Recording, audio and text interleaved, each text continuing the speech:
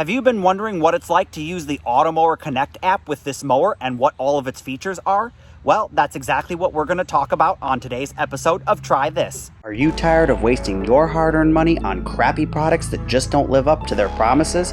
Well, what are you waiting for? Try this. Introducing Arctic Air. This is liquid drywall. Introducing the Bavarian Edge.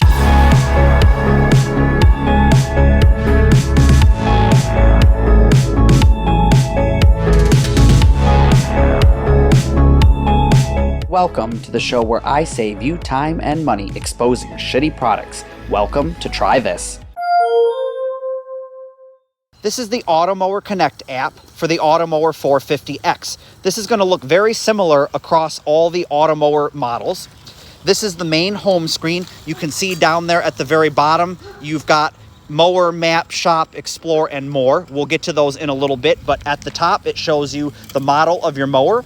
It shows you whether you're connected through Bluetooth and whether you're connected up to the cloud. Then below that, it'll show you the status, whether you're mowing, charging, returning to the charger, and all of that kind of stuff. Shows you the height that you're cutting at, where the mower is actually cutting, and the battery status and level indicator. And I like the fact that it tells you it in percentage. So you can see, is it 50%, 40%, 30%? Below that, you have the little home icon. If you click on that, you can actually park the mower until further notice, and it will not resume mowing or its schedule. Or you can choose a duration, and once that duration expires, then it will continue its schedule or mowing. If we click this pause button, it'll actually pause or start the mower. You can see it's sending the command, and now the mower is paused. If we click the play button, it will actually allow me to resume schedule, select work area, and you can see these are all of my work areas that I have created. Or you can do what is called app drive. Now, I'm going to try and rotate this in edit so that way it doesn't look, crooked and stupid. But anyways, this is like an RC car where you have a joystick. It's kind of tricky to get the hang of, to navigate this thing in a straight line and to get it to turn kind of nice and smooth and slow. But, with enough practice, you can actually do it. Just real touchy on the controls here. But it's really neat that you no longer have to pick up your mower and carry it from area to area, because this is a very heavy mower and it's not easy to carry around. So I love the fact that it has that feature in it now. Of course, that app drive is using Bluetooth, so you have to be within a 30-foot range or so. We're going to resume its schedule so that it can continue mowing my yard. And then we are going to head down to the map section. And you can see this is the map of my yard. You can see the little mower icon on there. This is going to show where the mower is and what it's doing in real time. Sometimes I've noticed that this doesn't update very frequently, and you're like, come on, it's been sitting in the same spot, but I know it's moving around the yard. And then sometimes it's like magic, and you can just see it moving along in a nice, smooth fashion. And then, of course, it shows the little home icon, which is where your charging station is, and the little transmitter beacon is for your EPOS reference station. If we slide up where it says add an object, of course, the mower is, for some reason, not wanting to connect via Bluetooth at the moment. But this is where you could add a work area, which you would then drive the robotic mower, the 450X, around the edge of your yard and define its work area. You can add a stay out zone, which is a lot like if you're familiar with the wired versions with the boundary wire, when you would do like a loop around an object that would keep it out of, maybe like a flower bed or, from bumping into a new tree that you planted. You can add a transport path, which this is like a guide wire, but without the wire. And this allows the mower to efficiently get from the work zones back to the charger. All right, then if we hit the shop down here, you can see this is where you can buy blades, cleaning kits, and other accessories. Explore, this is going to have all kinds of tutorials and news and updates on the Automower series. It's a great place to find all kinds of new information from Husqvarna. And if we hit the More tab, this is where all of your settings are. You have the option to do scheduling, and this is where you can schedule how often or when you want to allow the mower to mow each different, work area. I actually don't use the schedule because I don't like to be gone from home when the mower's running. I prefer to be at home while the mower's running, just in case something happens, then I can physically go out there and deal with it rather than going, oh no, I'm like 2 hours away from home.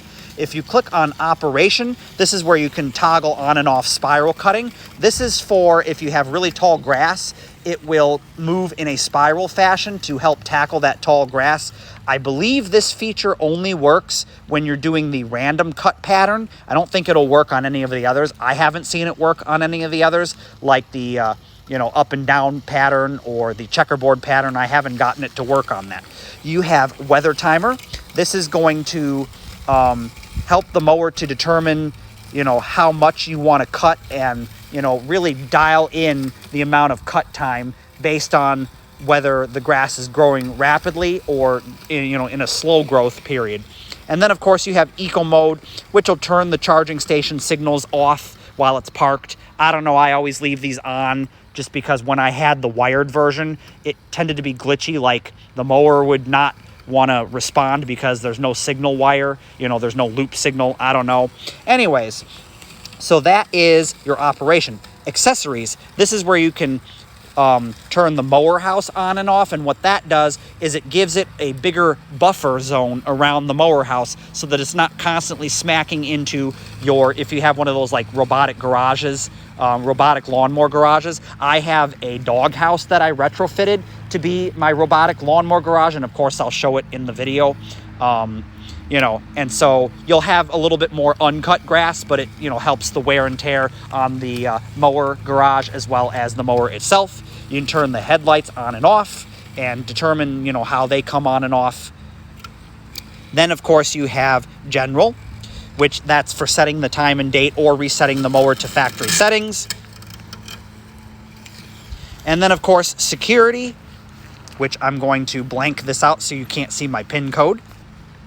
And this is going to allow you to do a new loop signal, change the PIN code, theft protection, or geofencing. And geofencing just means that if the mower leaves, the area that is geofenced, it's going to alert you and all that kind of stuff. I just tend to leave it off because I'm always home while the mower's cutting.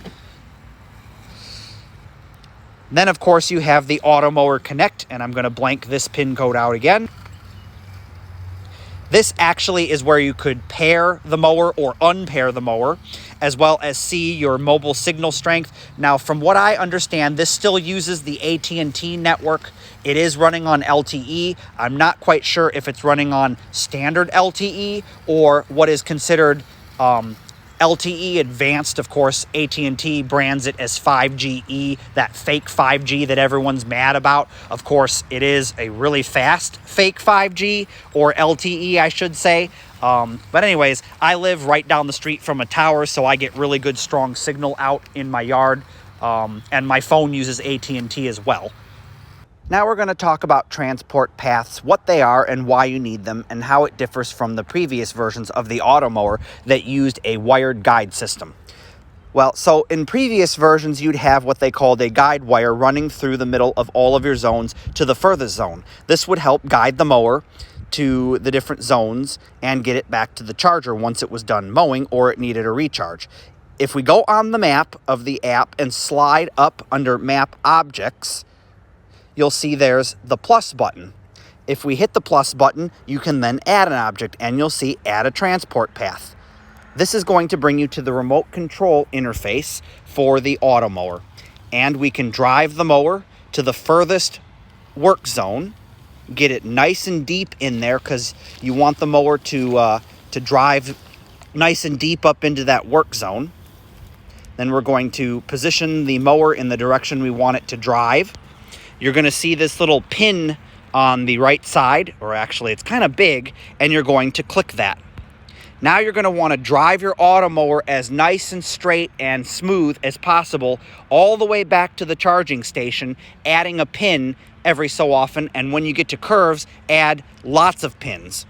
So here we go.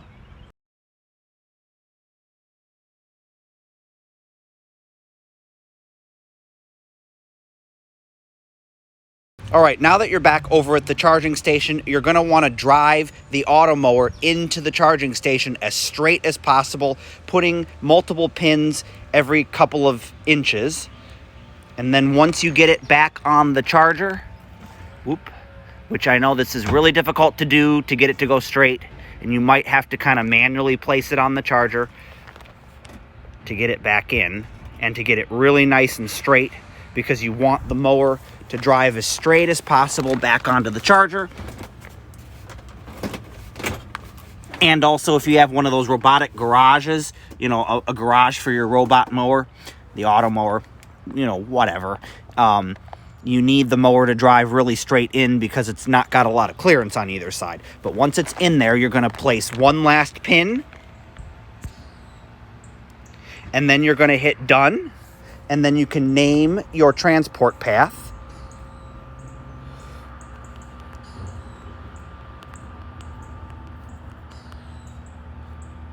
And then hit the save button, confirm save. It's going to save the changes, and then you have your first transport. Now you're going to need to make a transport to each zone that is not the one that the charger and mower sits in.